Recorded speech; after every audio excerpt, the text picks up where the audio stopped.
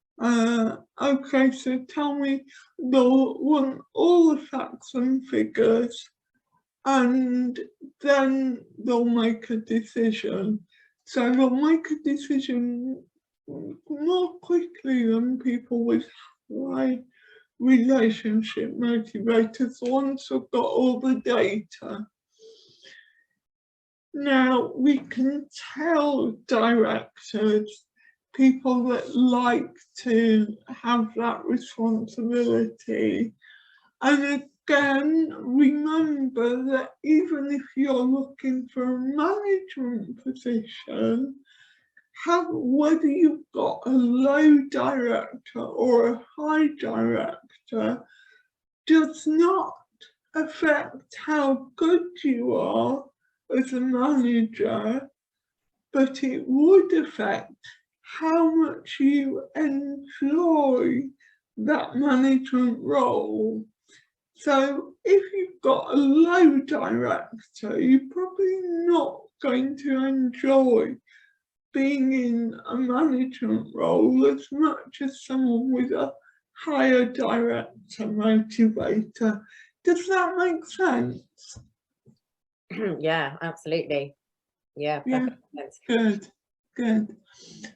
As I say, the builder motivator, we've all got a need to earn a certain level of income. So, but for some people, say in a sales job, a lot of salespeople will have a high builder motivator. May not be their highest because actually relationships and a sense of purpose may be higher, but the builder's likely to be higher for those that are really motivated in the sales job. And actually you can, when you're talking to people, it's really interesting. I quite often now can pick out people's motivators just through conversations, because people with a high builder motivator tend to be the ones that will be telling you about their latest iPhone or their new gadget or their new house or their new car. And if you've got a low builder motivator, that can be actually really grating on you. So there's so much more I haven't got time to go into today, but even understanding the motivators and the language that different people with different motivators use, it can give you a real insight whether you're in a sales team or a fundraising team, because you can start to use the different language patterns so that you're engaging everybody with all of those different motivators. The expert motivator, I suspect, being in Cambridge and with science roles, there's going to be a lot of people on this call today that have got really strong expert motivators. It's that need for learning and development, which is one of the ones that Daniel Pink talks about. This is that need for mastery. People with high expert motivators, I've seen people go from one career to another one, both of them highly specialised, but because they really enjoy learning, they've made that career transition. Now, people with high expert motivators can be real perfectionists. So that's something else that when I'm coaching, we look at people's motivators and then look at actually how does that play out for you in terms of work. Do you have real high expectations of yourself? And actually, how can we support you to manage that? And then finally, there's the 3 growth motivators. Now, these are people that, if people with high growth motivators often are very kinesthetic. So if something feels right, then they'll make a decision to do it. If they are going to do it, okay, it's a decision, we're going to do it and we're going to do it now.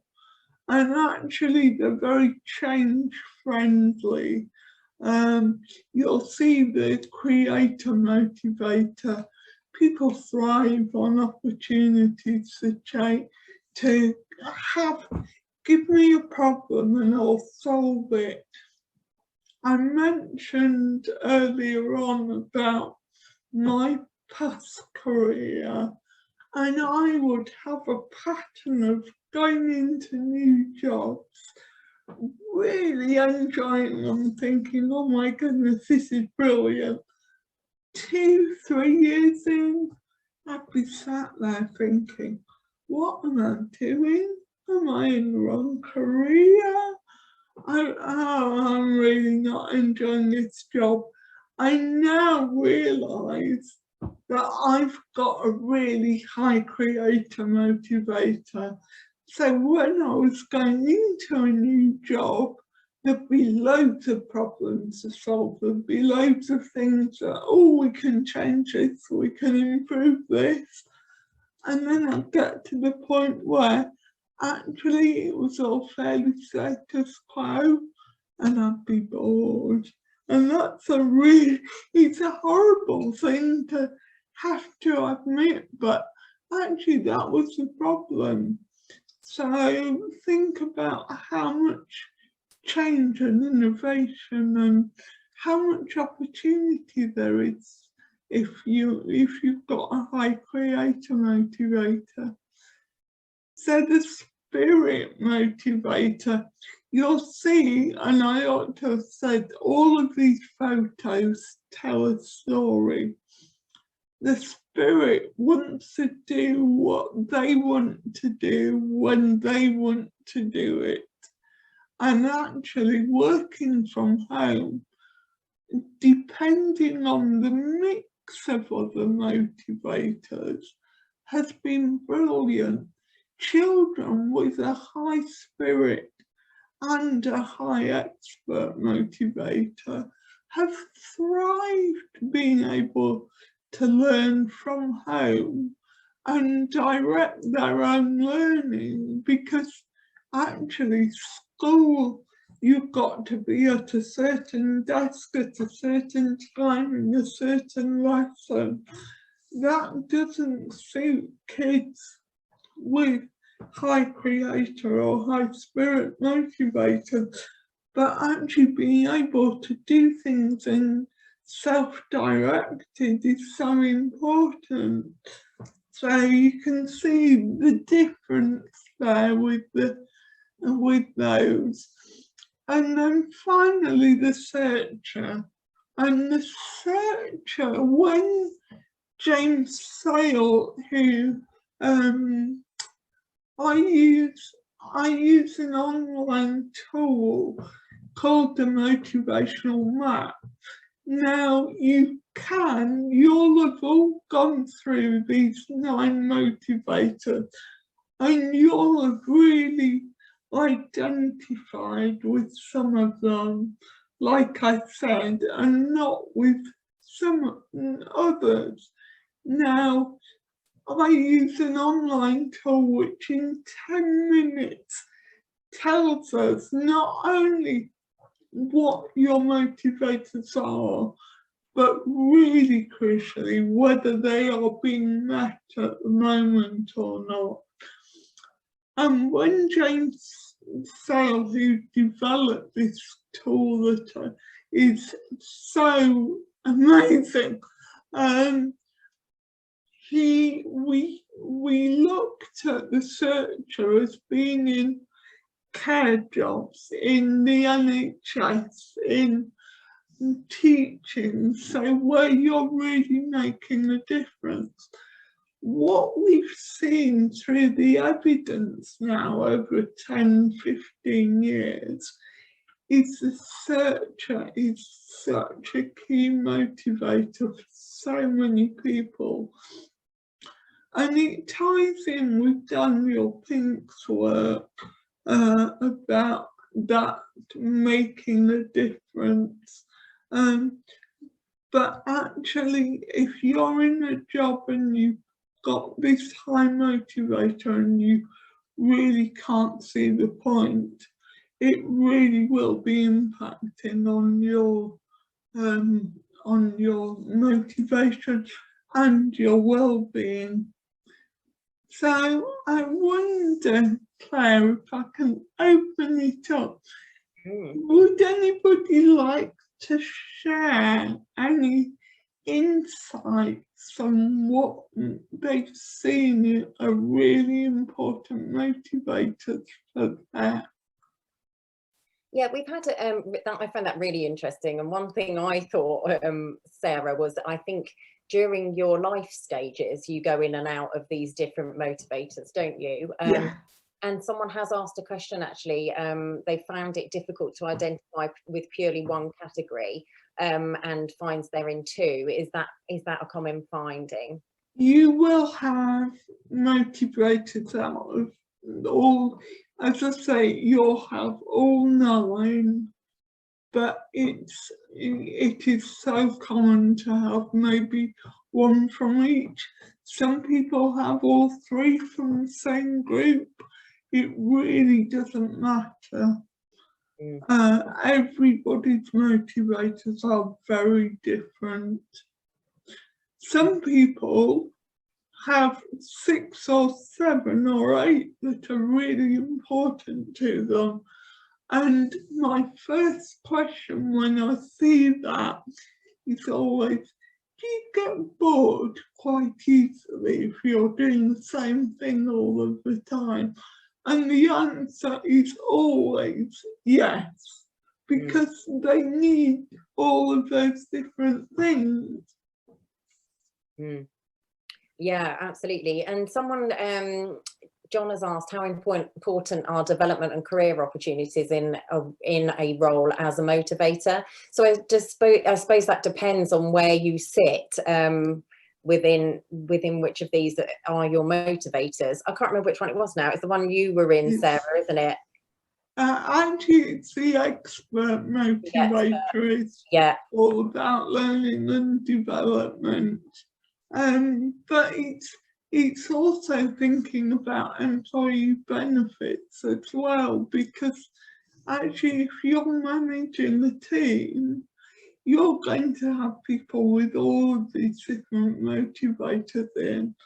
So actually being able to offer as a company or a team a range of different benefits.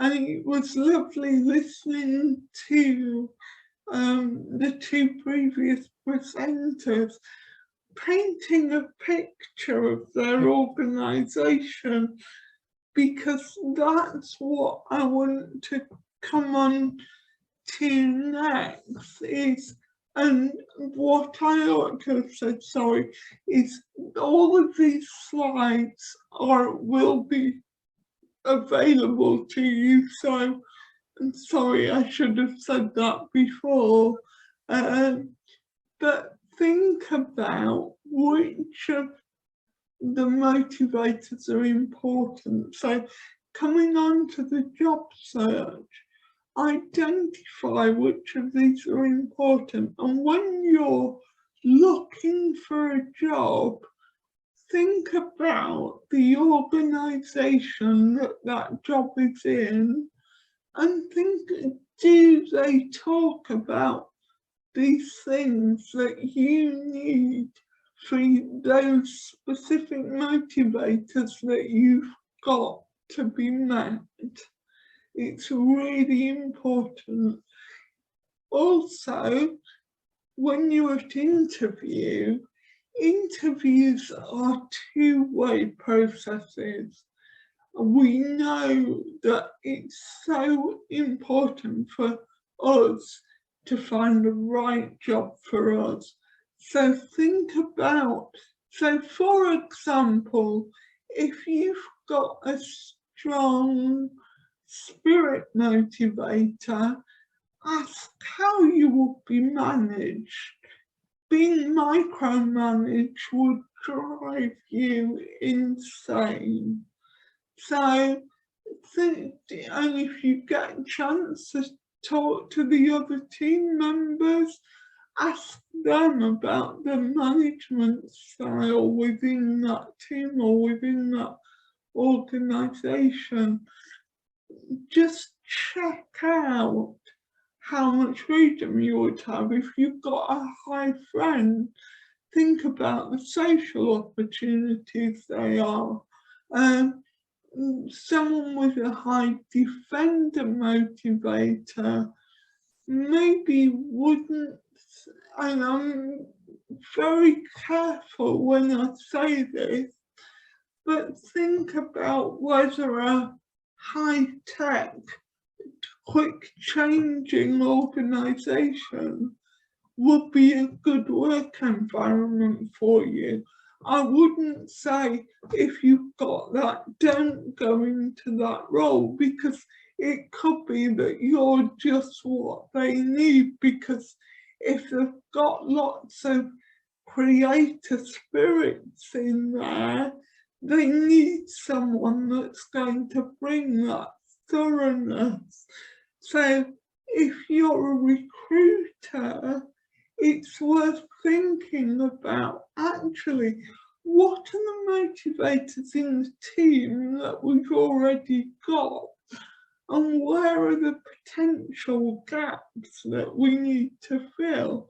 What do we need this new person to be motivated by?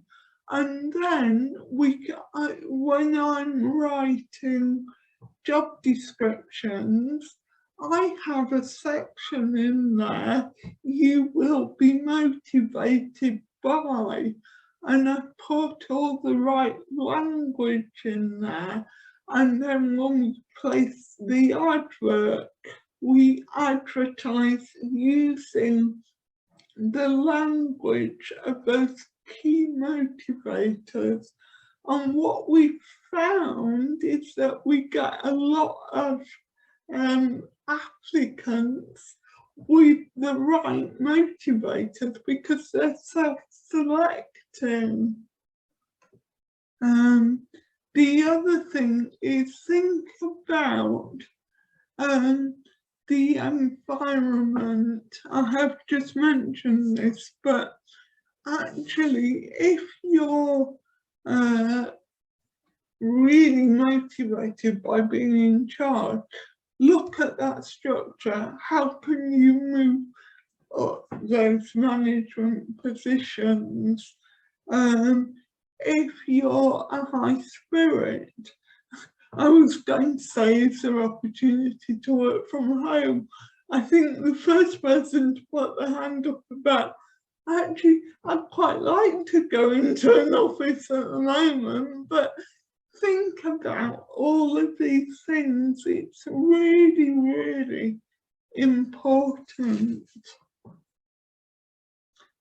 And these hot buttons, so from our own individual perspective, I know, I'm really sorry, I can't remember who asked the question about the extrinsic motivators. Think about what you can do and what you could maybe ask your manager for that would really enable you to get more extrinsic motivation? Is it something that you can find and change? So, are there any questions, Claire, before I start summing up?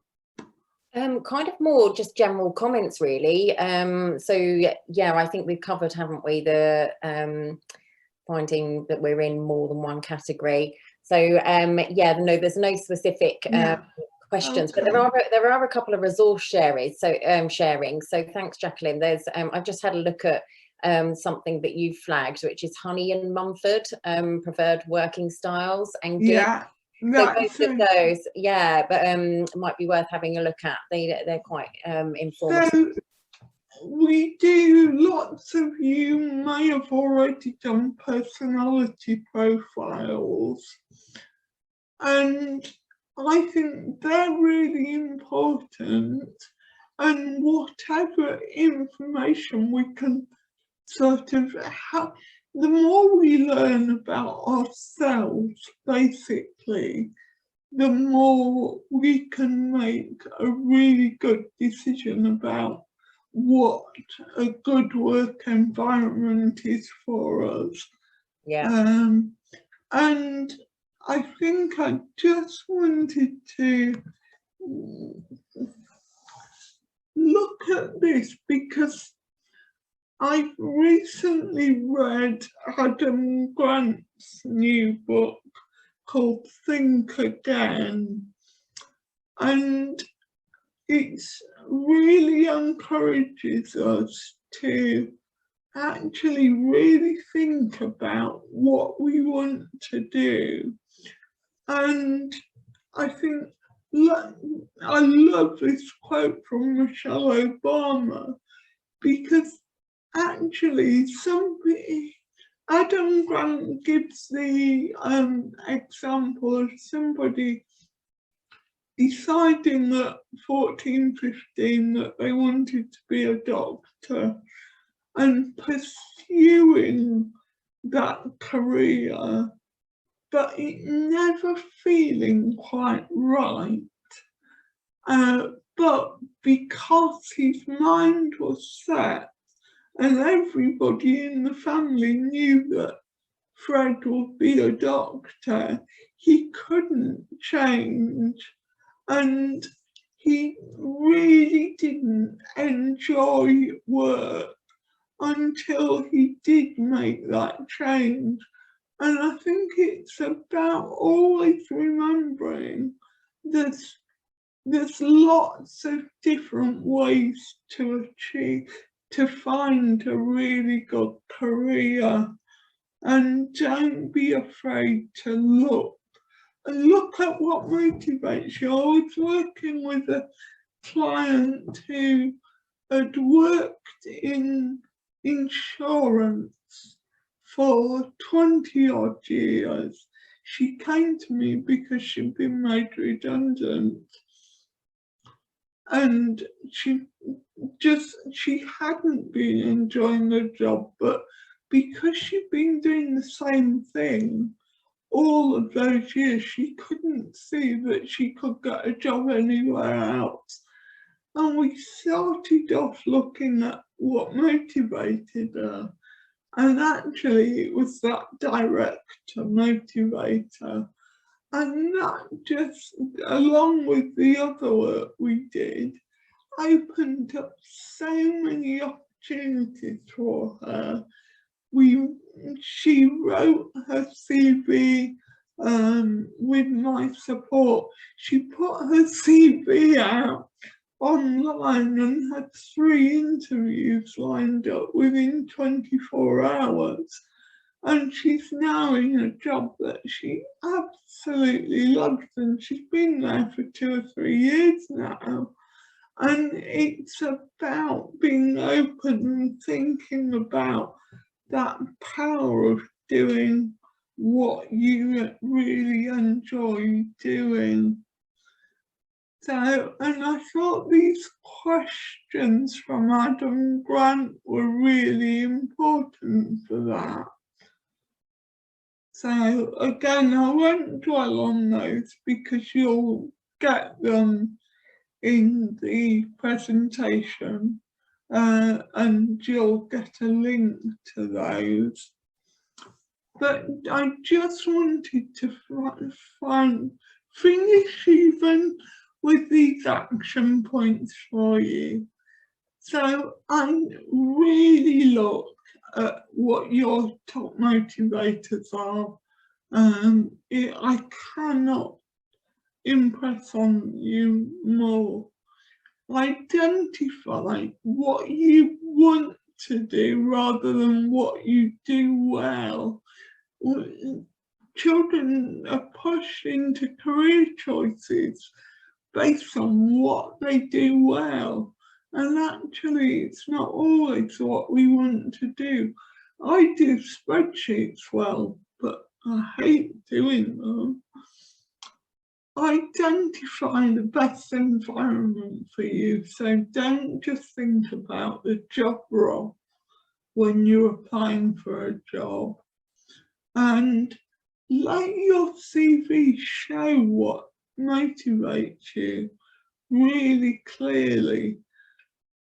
Don't forget to interview your interviewers, and actually, if you're in a job and you can't change, think about what you can do differently, either at work or at home, to make that change.